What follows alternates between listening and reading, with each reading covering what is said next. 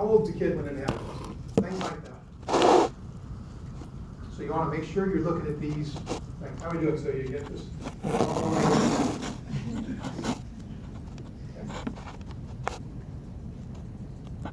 Growth, up and back.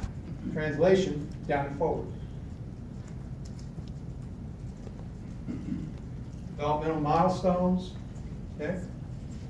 Face develops in those first month and a half. Tooth bud starts forming 6 weeks. Palate closes 7th to 8th week. So all this has happened early on, okay? Calcification begins around the 14th week. Here's a quickie way to remember that. Initiation starts at 6 weeks. Calcification starts as early as 14, but if there's a range, and so you think about 16 weeks for calcification, you'll be in the ballgame on a question. So when you get ready for the boards, 6 weeks for initiation, 16 weeks for calcification of primary tooth, when it starts. So that puts you in the ballgame. Clearly, 14 weeks is when it starts. It goes up to 19 weeks, but just as a memory crutch, think about 16.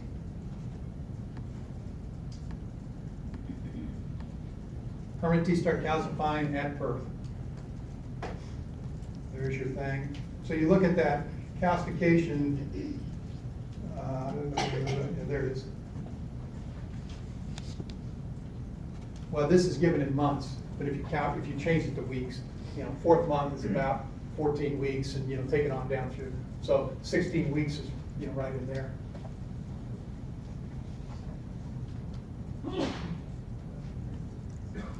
Oh, there you go.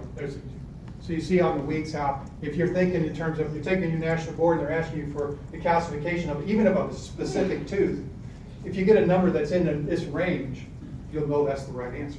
They can't ask you something they can't say 14, 15, or 16 weeks because that's impossible. So they have to give you like 16 weeks, or 15 weeks, or 15 months. They have to give you some kind of variation. You want to know all these little gizmos, what they are, what makes them happen, what do we do with them? How do we deal with this? What do we do with this? Because you're going to get questions from your parents about these things. How to differentiate a natal tooth from a neonatal tooth, and what they could be, either predeciduous as a supernumerary tooth, or is it the primary tooth that just prematurely erupt? Eruption sequence. Promise you, you're going to get a question on this.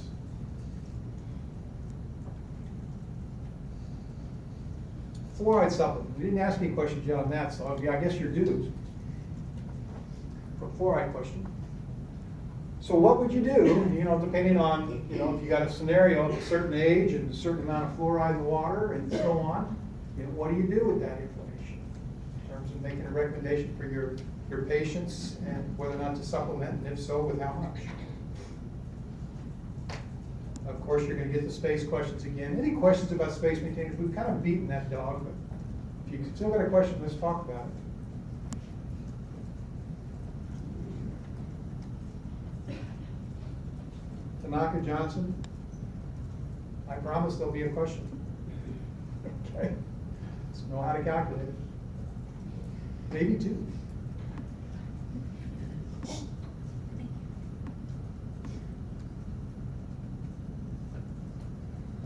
The reasons for diastemas, what do we do with diastemas, what's the treatment for diastema, what's the protocol for diastemas. Guidelines for prescribing dental x-rays.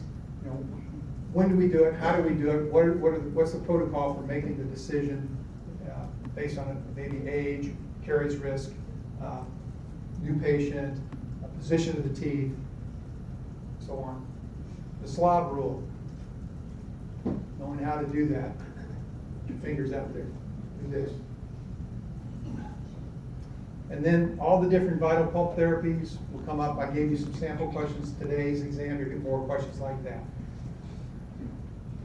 4-year-old, tooth number K, vital, caries removed, no exposure. What do you do? And so on. So put yourself in that primary tooth, immature permanent tooth. And then what is it, you know, it's vital, it's non-vital, I got an exposure, I didn't get an exposure, I have a potential exposure, so I can protect it by not getting all the decay out and doing an indirect. Indirect pulp cap, what makes it indirect is that there's decay remaining. It's the decay that makes it indirect. Okay? Once you get an exposure, regardless of where you are with your caries removal, once you get an exposure, all the decay has to go. Once you're touching the pulp, you get rid of all the decay and deal with whatever's left with your circumstance. So what makes it indirect is that it has some measurable amount of, some kind of decay left, intentionally left, left so that I can pulp the, or pulp, cap the pulp indirectly. Pulpotomy, vital tooth, has to be vital, has to be vital. Non-vital, doesn't work, has to be vital. In the primary dentition, we do a coronal pulpotomy, just referred to as pulpotomy. We have different medications, different techniques that we can use. We talked about omeprazole, ferric sulfate, sodium hypochlorite. We talked about operants with ZOE, IRM, MTA. We talked about some that didn't work very well, such as calcium hydroxide. We had some different studies that kind of ranked this one versus that one, the success and the longevity of it. This isn't on the exam, nor is it in there, but sometimes you'll see in these research things, they talk about clinically successful versus radiographically successful. A clinical success is the tooth comes in, it's still functioning, the patient's comfortable, and it's doing okay. Radiographic success is there's no resorption, or the resorption is normal. So you can have a radiographic failure, meaning that there's some internal resorption of this tooth that was pulpotomized, but clinically it's doing fine. And so there's that, we'll differentiate that sometimes with radiographic or clinical success. So I just tell you that just for when you're reading these articles. Pulpectomies, now we're into non-vital tooth. If it's non-vital, we get two choices, pulpectomy or extraction. That's it. One or the other. If it's a non-vital, immature, permanent tooth, we do apexification, where we artificially create the apex, close the apex of the root. We do not do apexification on primary teeth. We do not do apexification on primary teeth.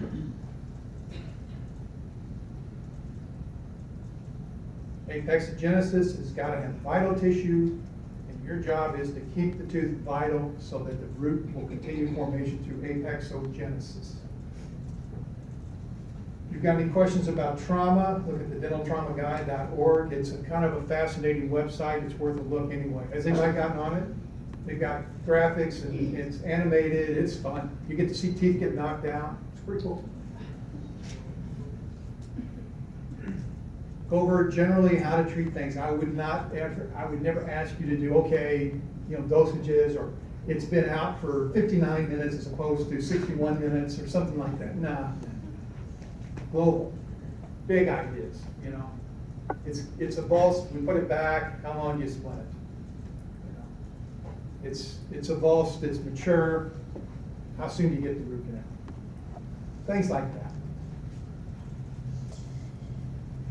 You never put primary teeth back in.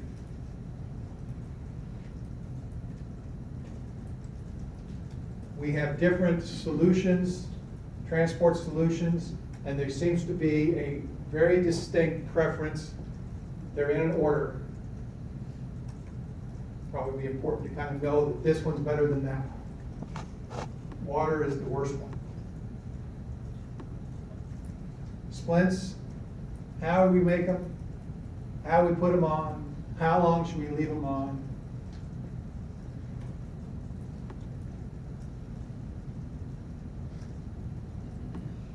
Generally speaking, if the alveolus is not involved, so we've got a long axis injury, subluxation, extrusion, intrusion, or even avulsion, and the alveolus is not involved, and it'll tell you, you're not going to get a question from me or the national boards that say, well, how long do you leave it on? And they don't And you don't sit there and say, well, why do I have, maybe the alveolus is involved, and so I need to leave it on. No, just straight answer. 2 weeks, 4 weeks. Root fractures take longer. They take at least 4 weeks, can take up to 4 months. So they take quite a bit longer. Again, leaving it in from a practical standpoint, you leave it until it's stable. Spec pulpotomies, typically identified with trauma, specific to trauma. In carious pulpotomies, they're referred to as partial pulpotomies. But from a practical standpoint, the terms are used interchangeably. But Dr. Speck did all his work with trauma. We take out a portion of the vital pulp that was exposed because of the trauma, up to 1 to 3 millimeters. So it says 2 there, so 1 to 3 millimeters. To get rid of the inflamed tissue, we put some sort of biocompatible material, such as NTA, directly against the pulp without doing any kind of treatment. This is not the time for ferric sulfate or form of creosol or anything like that. It's a vital pulp, we just put the NTA against it, restoring the tooth with some glass ionomer and then composite to get good seal, and our goal is apexogenesis. Just had a lecture about local anesthesia, the anatomy, most specifically was where the foramen is, the mandibular foramen is in relationship to the occlusal plane. In the younger child, it's lower, at or below the occlusal plane. We talked about the most common problem with local anesthetics in children is self-trauma. We absolutely talked about dosage. We spent quite a bit of time this morning talking about dosages, and safe dosages, and calculating dosages, and what it means to get a good dose, and what we do if we have 2 medicines and we're using both of them, and how we decide how much can we use. And then, I should have done all that. Sorry. We talked about documentation. Here's a freebie. Okay. In the clinic, let's do it this way. It's quick, it's easy, okay? Watch for it on the exam. It's gonna come up. What you do if you get 2 medicines. So you should be able to say, okay, I've given, on the exam, I'll give you 2 medications. You should be able to tell, either I'll tell you how much their maxims are, or you'll be able to calculate how much their maxims are based on your knowledge. I'll tell you, we've already injected so much of this one, how much can you give of that one? That's going to be the question.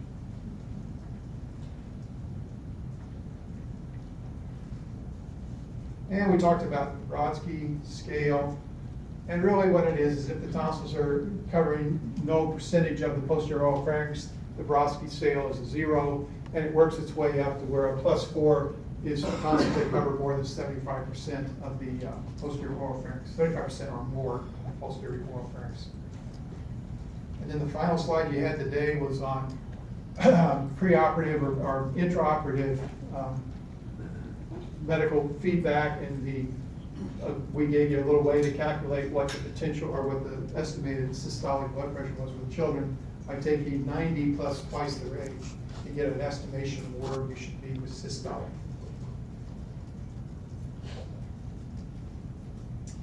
Okay?